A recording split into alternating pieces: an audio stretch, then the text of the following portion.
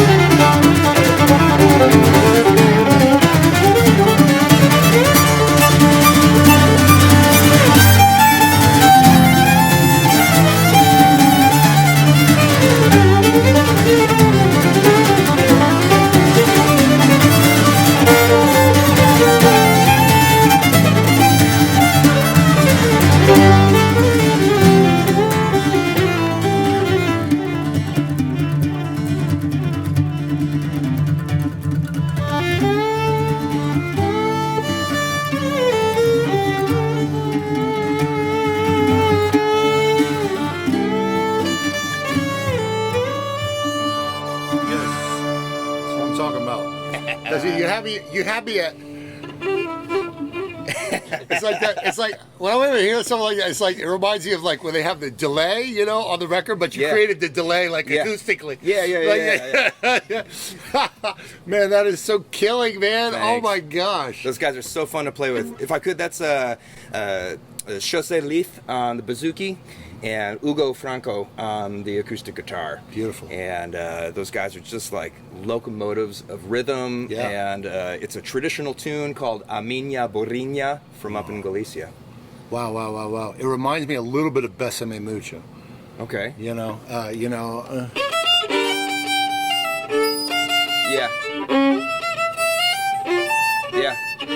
Yeah, and but with the 6/8 thing, and it was great to hear you on the chopping at one point. But there was a drum, but then they laid out at some point, and you did the chopping, right? Did I hear that correctly or not? Well, or it's just the three of us. So there's no drum. There's no drum. But the guitar created the feeling of a drum at times. Yeah, it was like, he's the got bouzouki. Sorry. Yeah, well, they're both super rhythmic, and at different times, I think you can kind of hear some thump of how they're hitting the instruments. Yeah. And this is not a studio setting, right? We're sitting, in somebody's house. And so I was also capturing, you got foot tapping at different times and thumps, and it's really, that's the live experience, It's beautiful. Well, Galicia, we have a lot of really, I think, neat things in common, but one of them is that we've spent a ton of time in Spain, both of us. I've been to Spain probably 30 times in the last 20 years, and I know you spent a few years there. So I know we both really appreciate the music there, the culture there. From what if I remember correctly, in like Galicia, there's like a lot of Irish mix, but also flamenco mix, and so African. It's kind of like I don't know. I don't know if you can speak about that or not. Well, I mean, I'm no expert in this, but I think you're right in that it's a Celtic type of music. Okay. You know, and for folks that haven't heard it, you know, the way that I might describe it, I don't know if this is how they describe it, but this is how I would describe it.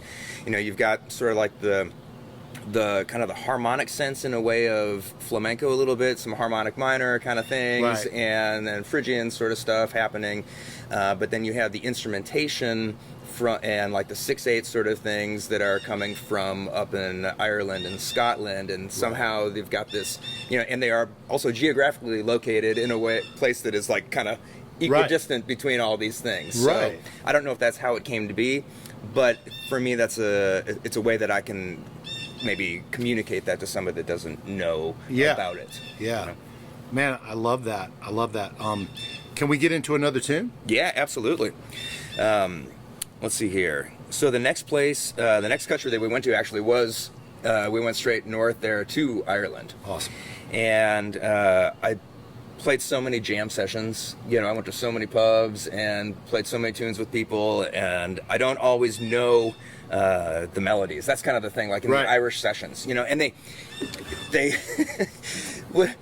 they play the song like 3 times, and then they switch to the next song. And if you know the song, it's great, right? And somebody will, you know, they'll be playing, I don't know, it's a song in D, and somebody will say, all right, E, and then they'll go, hup, and then the next tune will kick off, and sometimes there's certain sets that people do, sets of tunes where they know it's probably going to go to one or, you know, or another of these couple common tunes, and they know them, but I don't know them, and I can't pick up the tune in 3 times. Right. You know, so especially like a long melody or whatever. I know. Yeah. I can start to get the shape of it, but like the nuance of it, no. You're right. So what ends up happening if I don't know the melody is I end up playing a lot of rhythm. Right. You know.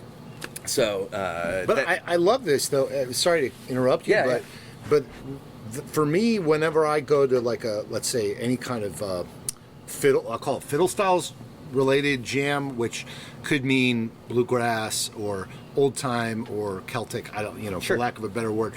That's always been my experience, because I don't really know a lot. I probably have like 5 or 6 tunes or something, but I always thought it was a great opportunity to learn the forms of the tune and to work on my feel.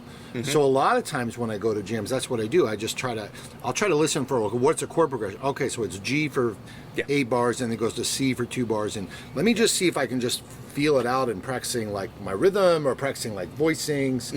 It's kind of what you're talking about, It's right? exactly what I'm talking about. If I don't know the melodies, or if it's something that's too intricate for me to pick up quickly, I usually try and sit where I can hear whoever's playing rhythm.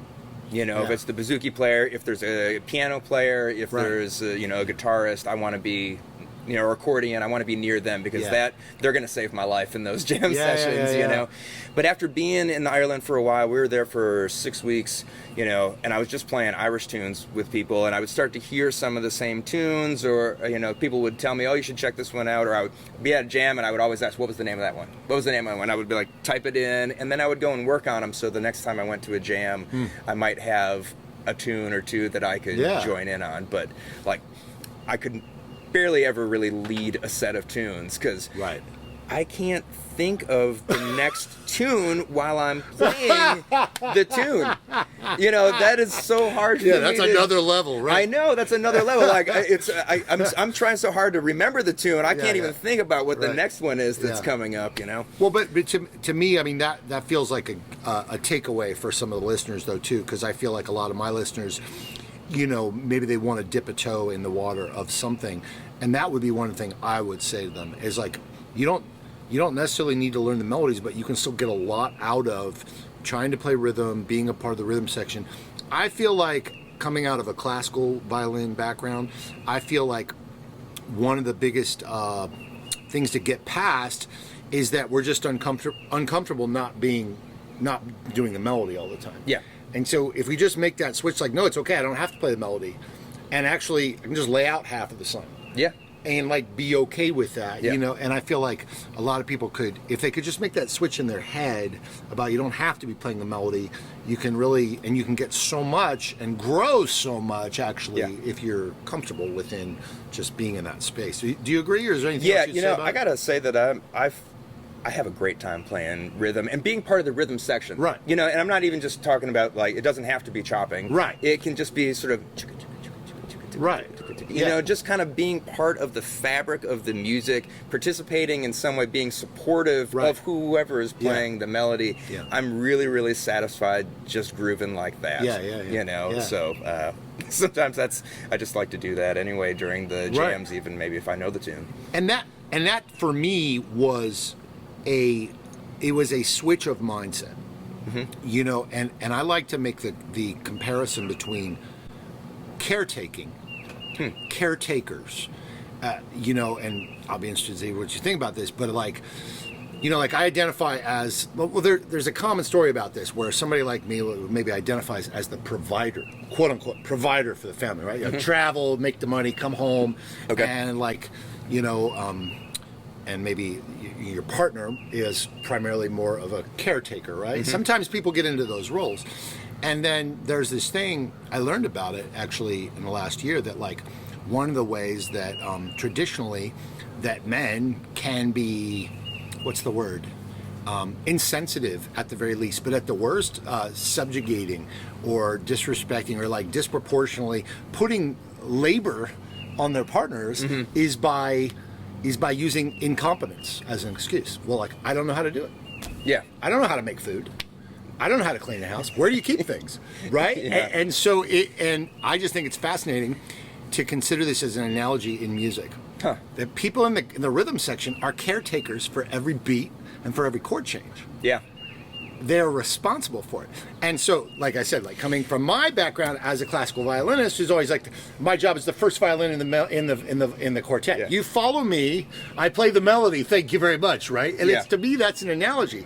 Yeah. And it's like, I think it's good. you know, Yeah. you know, but I had to make that switch. That was like, you know, 20, 30 years ago, I was curious about the rhythm section, and I used to have complaints about it. You find a lot of people have complaints. It's like, well, the rhythm section, I never know what they're talking about. They don't invite me in. No, you have to ask.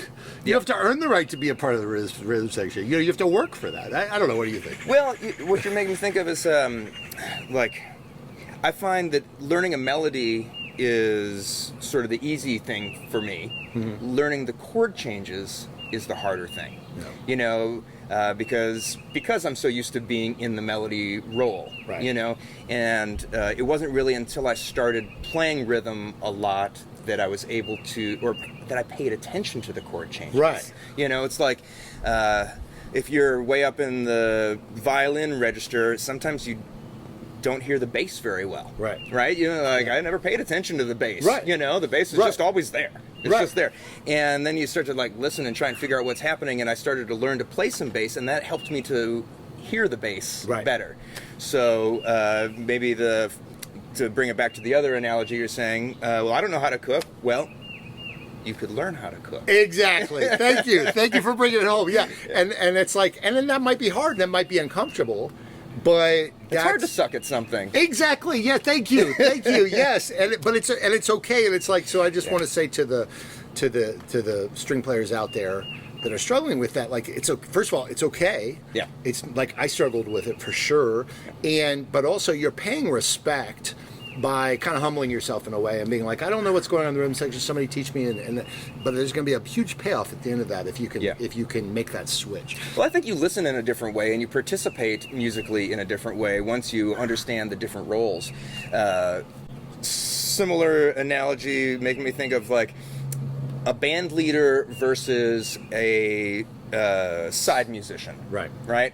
I didn't understand what it really meant to lead a band until I actually did it. Exactly. Right. Or, you know, being thinking about your parents and then being a parent. You didn't really know what it was like for your parents until you actually became a parent. Right. You know, and so it's like once you kind of take some of these other roles, then you can appreciate what it takes to do those other things. Well, and this is one of the things I love about you, respect about you, and what I feel like is implicit or explicit in this project is you're bringing that level of inquiry, curiosity, honor, and respect to people in other cultures and other places around the world, and so that really resonates with me.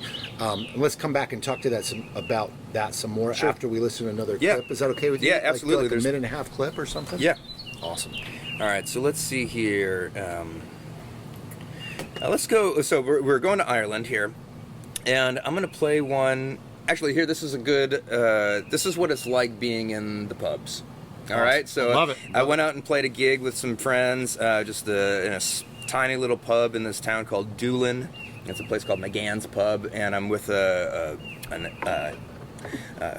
uilleann pipes player named Blackie O'Connell. Uilleann pipes are the Irish bagpipes, and a bouzouki player named Cyril O'Donoghue. And we played 3 tunes. We won't go through the whole thing, but we'll start at the beginning, and you'll hear like he calls out the second tune, and what happened? He looks and he's like E. I have no idea where he's going. I didn't know the tune at all, so I just played rhythm, and then I knew the last tune, and so we played the last one. But Brilliant. anyway, so let's check this out.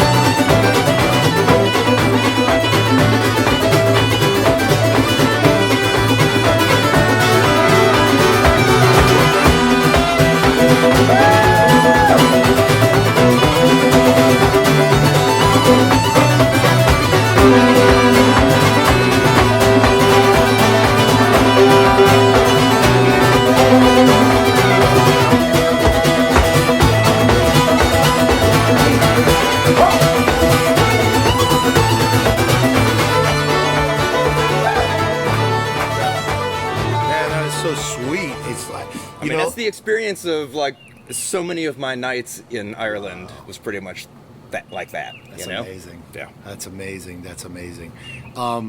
Let's jump into some more. Is that cool? If Yeah. we jump into some more tunes. Yeah. I mean, the only thing what comes up for me just after hearing that is I remember my journey with so many different styles of music was that I would hear it on a record, but it wouldn't really move me until I was like live with somebody, like in a space. Mm-hmm.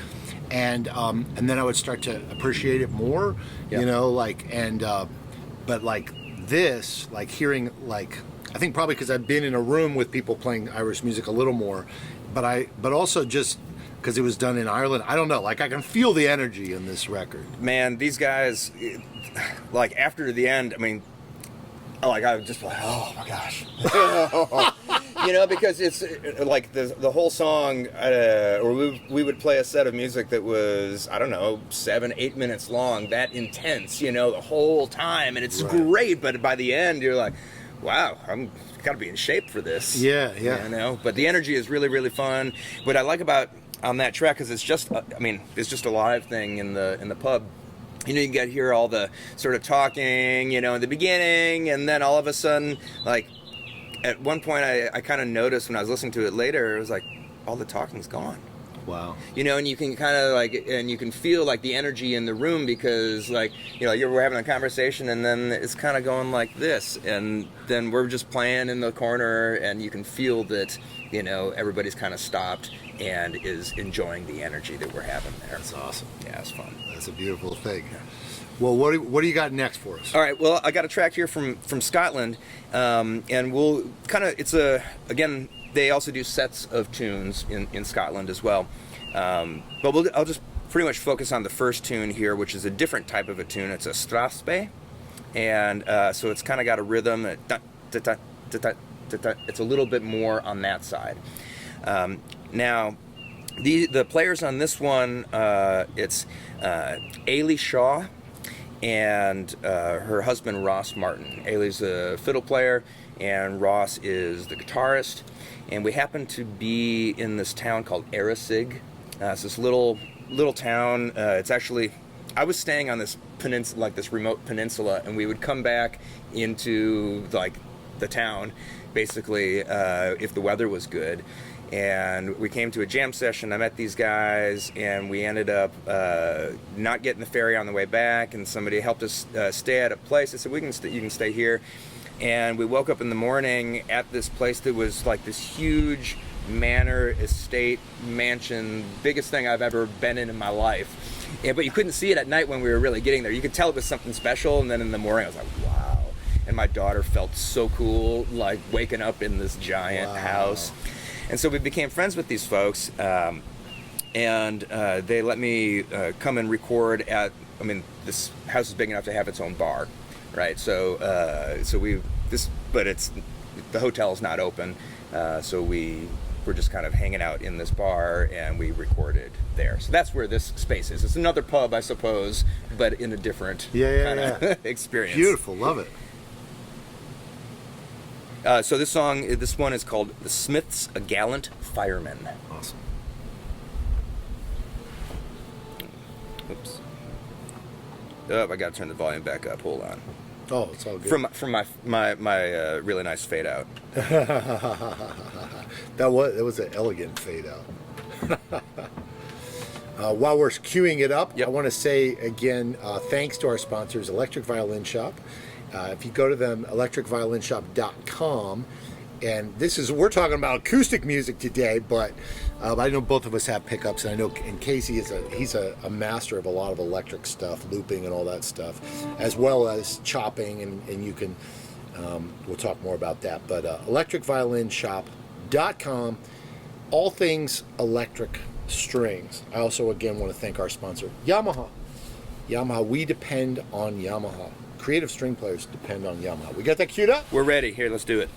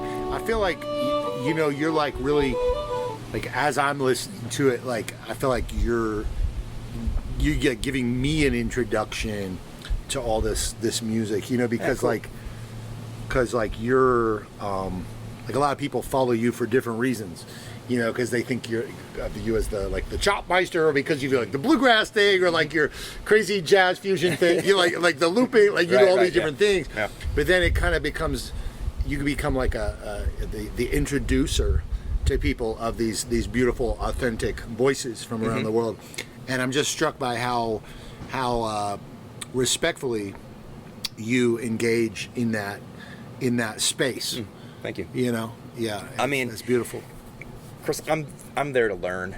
Yeah. You know what I mean? We're talking about learning stuff, and you know, I want to make music. I want to contribute and bring things to it as well, and I want for this experience with, you know, with these musicians for them to get as much out of it as I'm getting from it too. So we're coming up with arrangements together, where I'm showing them tunes from my tradition, you know, and then we're kind of figuring out where do we meet in the middle and what can we do, and can we make an arrangement of something, and let's see what happens.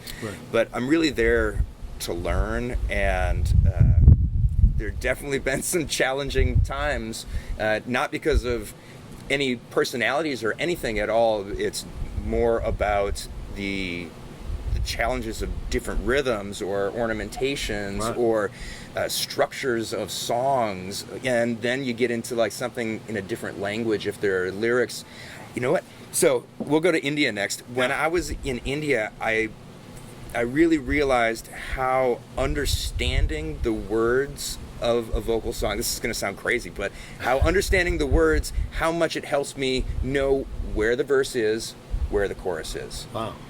You know, because I can recognize a melody that is, you know, similar or repeating, but I don't know if the words are repeating or not. I don't know. It's really hard or it was challenging in India for sure to know where one part ended and another part began, because I couldn't understand the story of what was being said. Yeah. And that was something that I didn't expect, you know? Yeah. So I definitely had some challenges in this whole experience, but I feel like if I could think of all the collaborations, and every one of them I think of as victories too. From something I learned, you know? Well, it strikes me that if I'm going into a space with a community that I don't have a lot of history with, that it's a you know, there's a burden on me to try to like do no harm, like to not ruin the vibe. Sure. Of, you know, to not come in and just like start knocking things over and doing things wrong. It feels like I want to be respectful, and I get that, and that's what I sensed in that last song. Well, and everything that we've heard so far is that like you figured out a way to do that. That to me seems like the challenge. It's like, okay, I want to collaborate with you, but I know that like I don't know what I don't know. So exactly. So will you let me know like when you just lay out, or like, you know? And so I feel like that's what I said earlier. I feel like you're navigating that beautifully, and I just respect that so much. Thanks. You know what I was? This is kind of, you might think this is interesting. So my plan was before going to each country to study the music a little bit, at least to kind of prepare myself. And now, like the first country I was able to do that because I didn't have any countries that I was in beforehand. But then I realized like just the living from day to day, because, you know, I'm with my family there, and we're trying to, you know, be a family and explore and trying to be present in the moment. I didn't have the chance to like do as much homework before I got there that I wanted. So kind of the homework happened once I got there. And one of the things that I would do is I was on Spotify.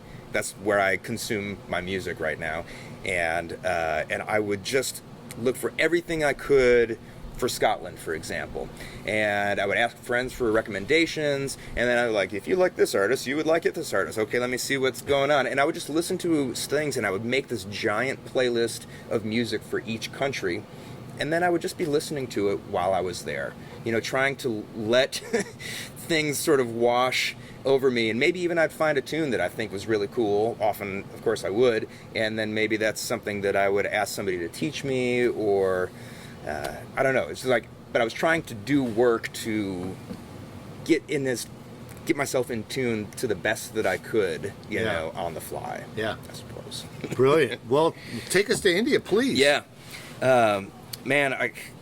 I got a ton of stuff from there. I can't imagine trying to get with it I mean, I'm just saying, kudos, man. Like that's. I definitely had some challenging situations for sure. Let's see here. Where do I go in India here on the regular? I'm gonna play this song. So this one is. Let me read the title, and I got the pronunciation recently from my buddy Baaro Saadhanakerige. Saadhanakerige. And this guy's name, he's a singer, he's playing guitar in this also. His name is Raghu Dixit, and he's from Bangalore, or Bengaluru, down in Karnataka. So it's a southern India. And talking about wanting people to get something from this interaction like I'm getting, right? And he said, there's this thing that I've been fooling around with, but I've never really done it before. I've been taking poetry from a poet, it's in my language, Kannada, from my state, and I've been putting, melodies to and chords to the poetry. And he's a songwriter. He's a big dude, big star, and he's usually doing his own material. He's like, this is the kind of thing that I've been working on my own, and I haven't done it yet. Maybe we could do a song like this. And I was like, yes. I want you to do something that you haven't done before, and I'm going to do something that I haven't done before, and let's see what happens when we do it. So this is a poem that he put lyrics to, put melody to, and I'll just leave it at that for right now. Awesome. All the best to you. Yeah, good luck. See you at the end. See you home. Mm-hmm. Yes, good point.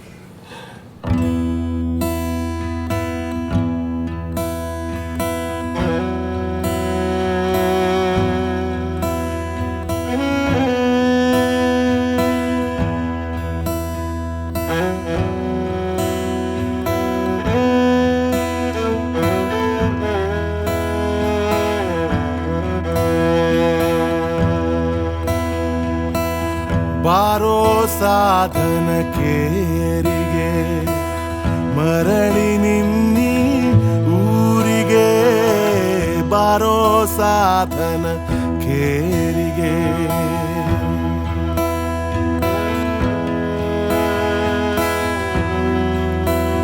ಓ ಬಾರೋ ಸಾಧನಕೇರಿಗೆ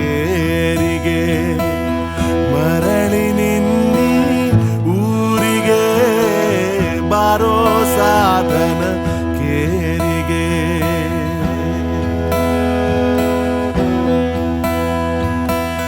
ಮಳೆಯು ಎಳೆಯುವ ತೇರಿಗೆ ಹಸಿರು ಏರಿದೆ ಏರಿಗೆ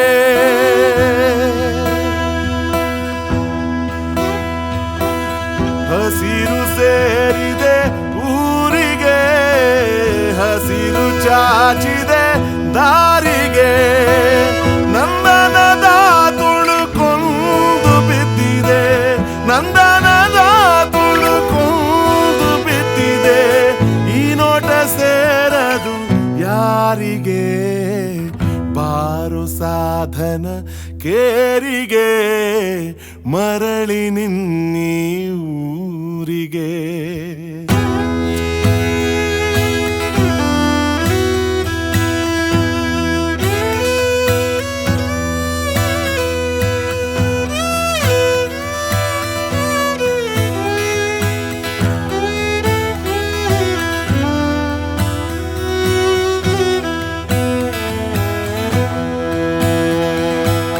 ಮೋಡಗಳ ನೆರಳಾಟವು ಅಡವಿ ಹೂಗಳ ಕೂಟವು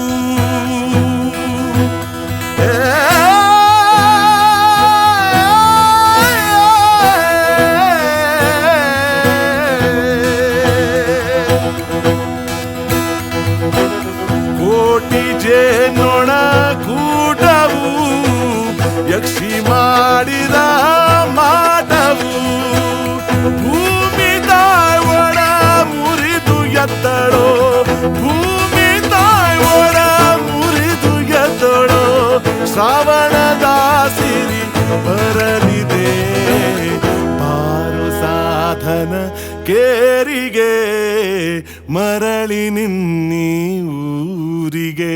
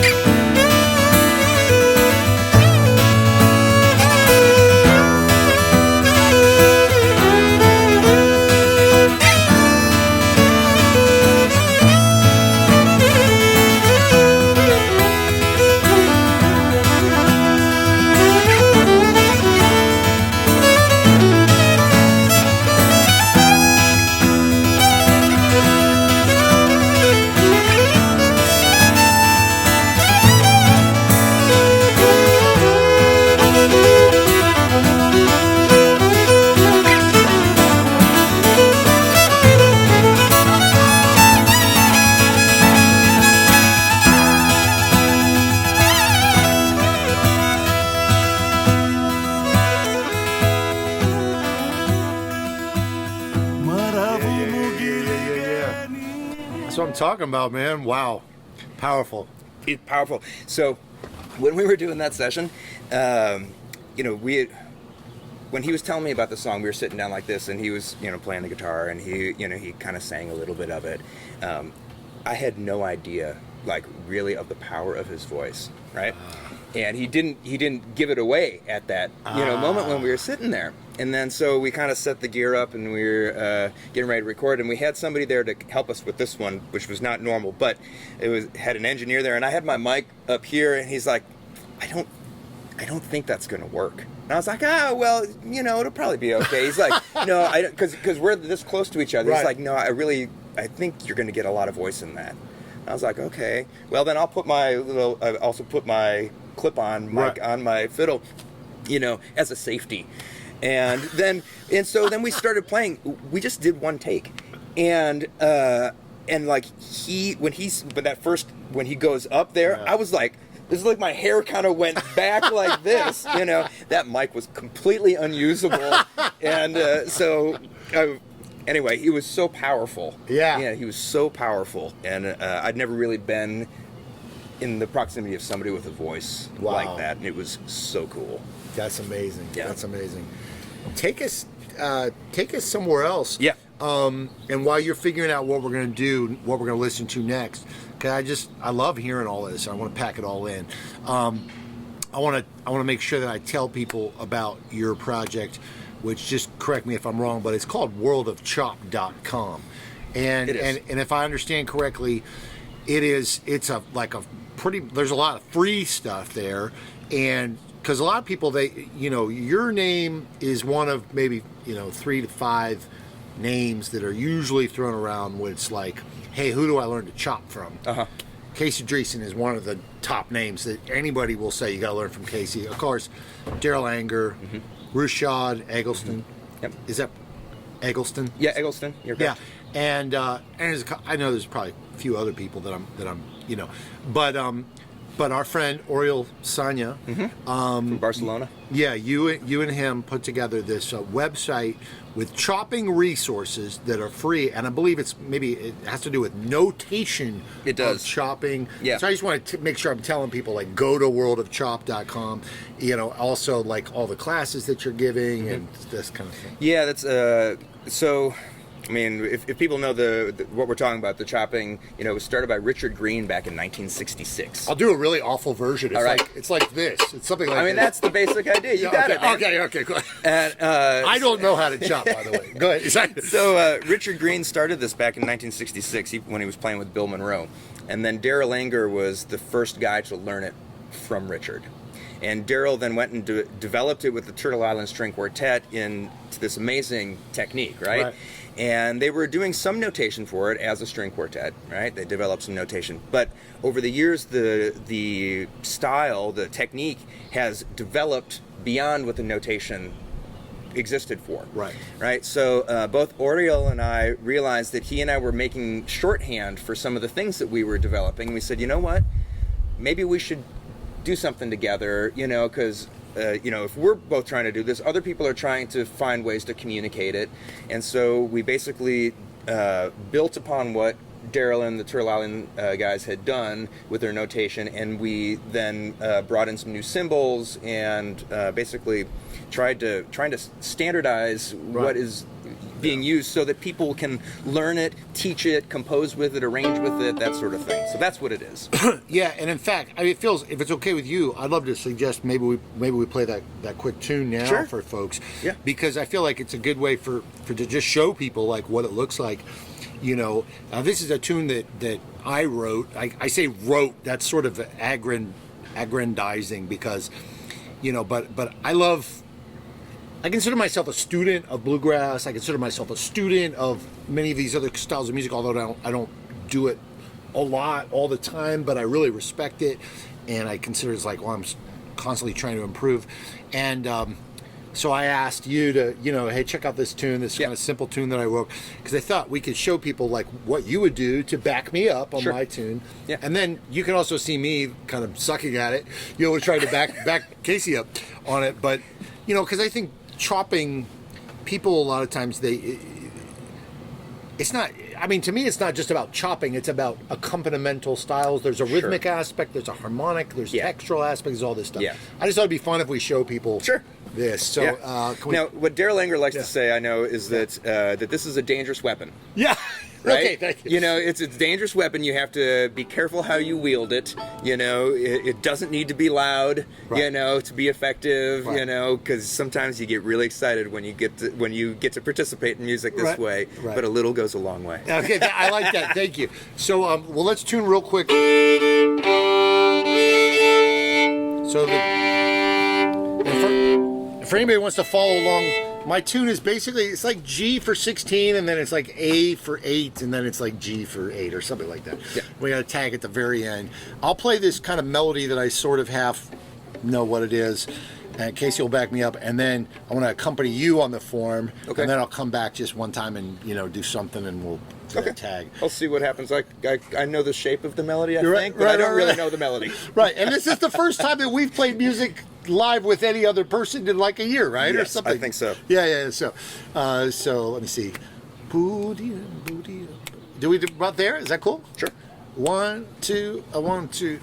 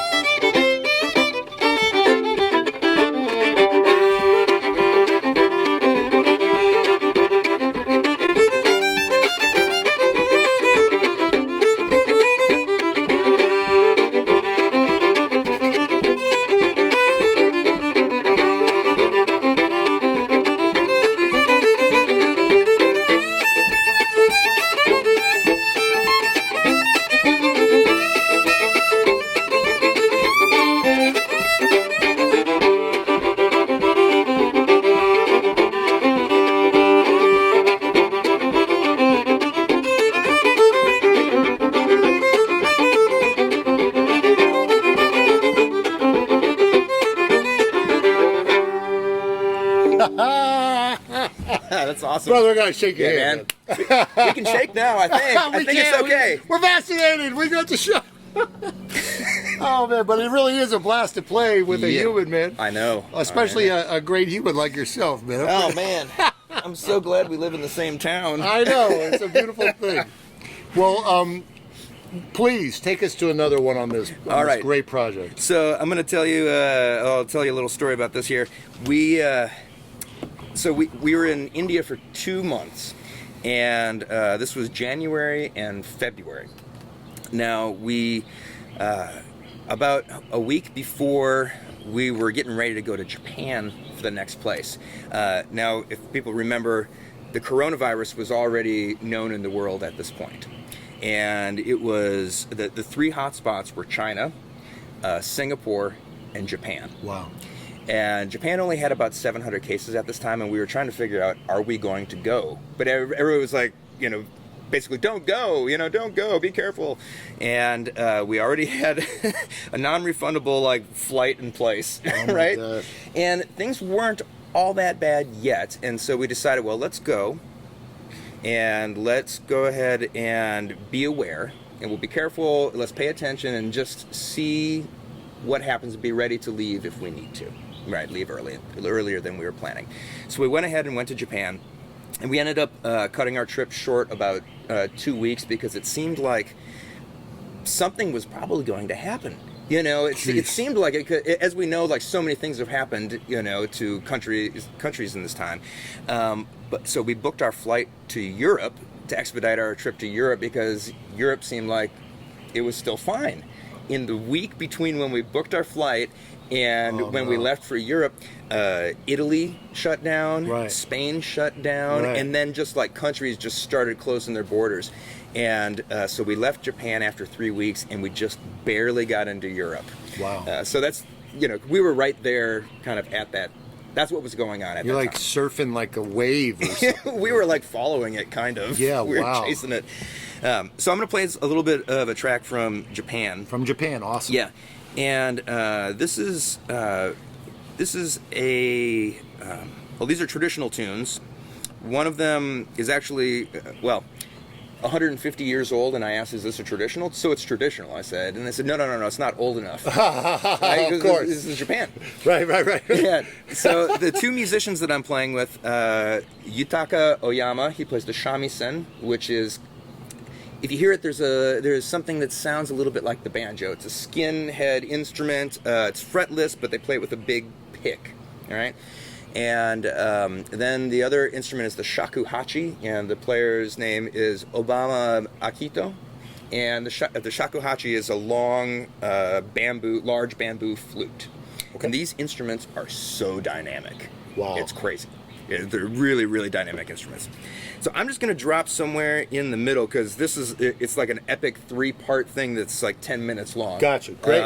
Great. So I don't even know where we're going to be at here, and I'm just going to hit play. We're going to go in the middle and just see what happens. Great. Yeah, let's take a minute and a half or something like that.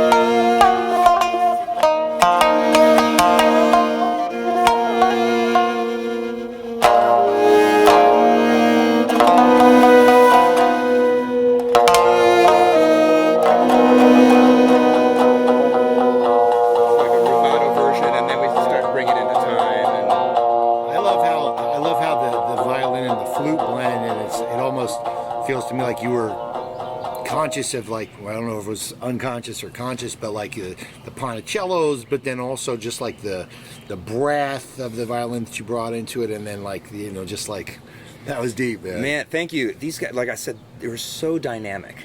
It was like when I was telling you about like Raghu, when he first opened up and started to sing. I didn't know about. I knew about the shamisen, but I didn't know about the shakuhachi. And he was sitting next to me. And when we started the improvisation part, we basically do 2 songs, and then we say, okay. Their idea was, well, let's improvise together. We'll use the scale of the song that is coming up. Yeah. So that's what B flat Phrygian or something like that. Yeah, so the Miyako-Bushi, I think, is what it's something like that in Japanese. Right.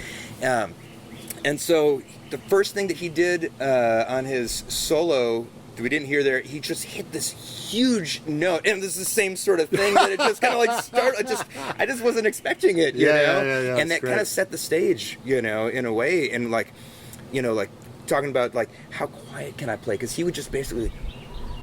Also, and so I'm really quiet. So this whole thing had a dynamic range that was like this. That's awesome. It's so cool. Those guys are, it's amazing playing with those guys. But we basically talked it out and tried it twice, and then it was like all high fives. Yeah, that's killer. What do we got? We got 2 more countries. We got one more country. One more country. Yeah. Let's do this. Yeah, man. we got one more country, and it's Finland, and.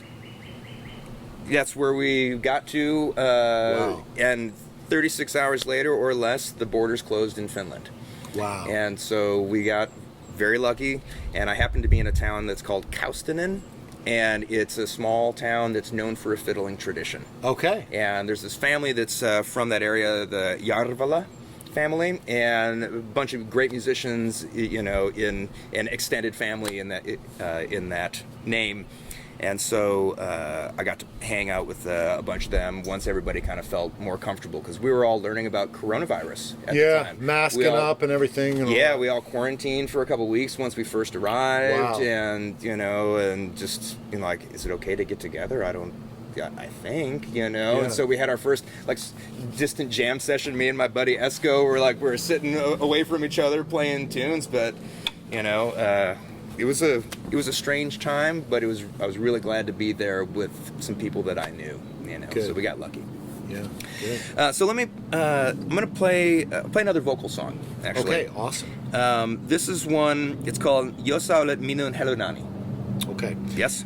And this is Otherlands, plural. Otherlands. Otherlands. Yes. And people can find it anywhere on all the streaming. Exactly. Everywhere streaming.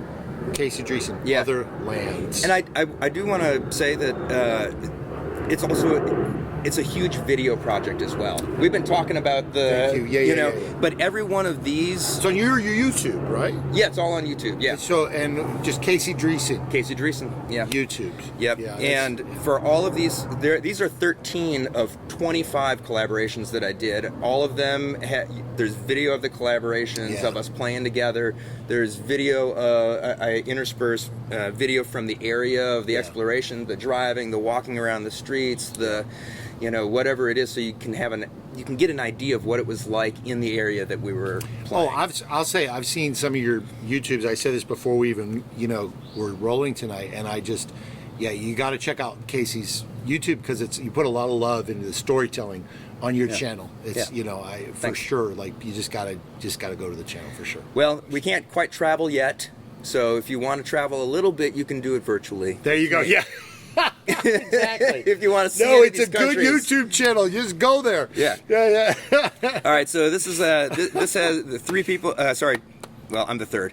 The guitarist, his name is Antti Järvelä, and the vocalist is Miña Pokela, and she's also playing the kantele, which is it's kind of a longer instrument. You sort of strum it.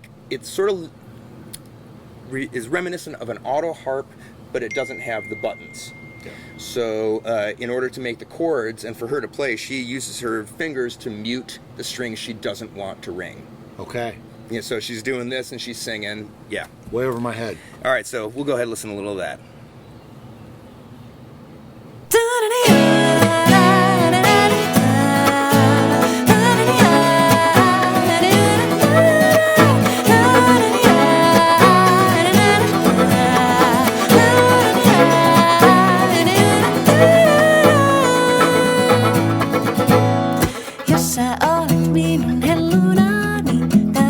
kesän, kesän, kesän, kesän. Jos sä olet minun hellunani, tämän kesän, kesän, kesän, kesän.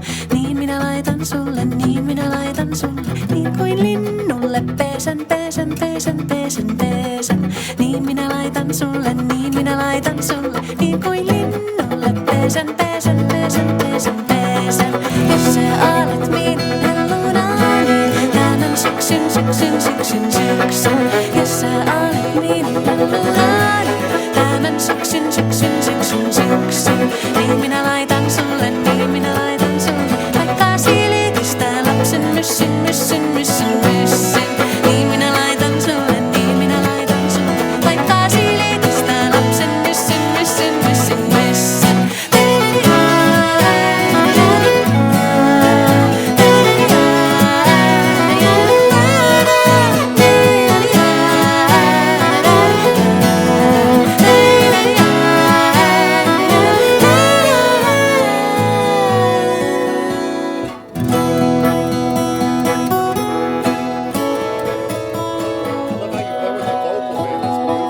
It's trying to find ways to, like, how can we, just like with the flute, how do our instruments go together? And this like approach to the rhythm stuff here, man, it's crazy, man. Oh, thanks. It's all in between the cracks, you know. It's like when people try to, you know, when we don't know about stuff, we naturally reduce it, you know. Like before I was hip to Irish music, I just thought it was like, oh, whatever, you know. And it's like the deeper you go into it, you know, it's like it's all in the cracks. There's so much nuance. There's so much possibility for being powerful, and you do that, man. I just gotta acknowledge you because your artistry is really, really, really deep. You know, I feel the love. I feel your heart in this project. You know, the attention that you put into the arrangements. You know, the recording. This is like an incredible project, man. Thanks a lot, Chris. Yeah. Appreciate that a lot. And yeah, man, it's just I feel like I can learn a lot from listening to this project. You know, just all the things you're doing. You know, I'm still learning from this project. You know, like I've been trying to figure out how to play these tunes since nobody can travel right now, and you know, I've been trying to learn how to play them by myself. Yeah. You know, and that's challenging too. You know. I have this blog post that's called something like 11 Ways to Join the Band or something. And it's supposed to be for classical musicians who are kind of like, they're like, I want to join the band, what do I do? I'm like, here's an 11-point checklist. And it's kind of like, you know, it's like, Tour manage, run merch. Yeah. No, it's like the musical things you can do. It's like, okay. And the first one is when to lay out. The first thing is lay out, and then the second thing is like, well, you can play pads, or you can do like a rhythmic texture, or you can like, you know, harmonize a line, or, you know, it's like, it's literally supposed to be very nuts and bolts so that people can like pick these things. Sure. And, but, you know, that's kind of an entry point, and I think it helps people, but like I hear those choices that you made as you were doing this, but I hear how artfully you do it, like beautifully. Thanks. You know, just like all the decisions you made they're very creative, but very like you really labored over those decisions, and there's a lot of analog. You know, like the you know. There's a lot of nuance. I think we're thinking a lot of details as much as possible. You know, as we can, and trying to like. In the beginning, we were talking about being supportive, right? Like finding ways to join the band and not have to be in the front and be, you know, be a fabric of it, and you know, let people shine, let people have their turns, you know, and pass it around, like make sure that everybody is featured, and you know, just. Yeah, and it's like, you know, in any of these songs that we heard, if I had to take a guess, like, you know, maybe 20% of the song is you taking a solo, if that, right? And it's like it's not all about solos. No, right, exactly, and it's like when you do come in and you have that moment where you're the melody or whatever, like it's very powerful, but then all these other things you're doing are so powerful. And you know, so when people say like, "Oh yeah, Casey, he's the chop guy," no. Don't reduce it. You know? There's so many textures. There's so many things that you're doing in that, and it's just gorgeous. It's thanks. Amazing. I'd like to be more than the chop guy too. Yeah, right. I mean, I know you are. You know what I'm saying? No, though, I right? know exactly what you're saying. I mean, you know, because it's like I come from a similar place of feeling I mean, I don't want to put words in your mouth, but I mean, 1996, I started with the idea of I want to be, even before then, you know, I had an idea like I wanted to do something different, you know, what I called that, whether I called it jazz or whether I called it different things at different times. A lot of times I felt misunderstood or underappreciated for what I was doing. So I can only imagine that maybe you have encountered that. I mean, there have been a couple times when, I mean, I definitely have been working on playing rhythm, because that's the way that for me I've been able to participate in a lot of things that I, you know, it's given me an entry point to, you know, different instruments and different music. It hasn't always been appreciated when I have done that on some music, you know. Right, sure, right. You know,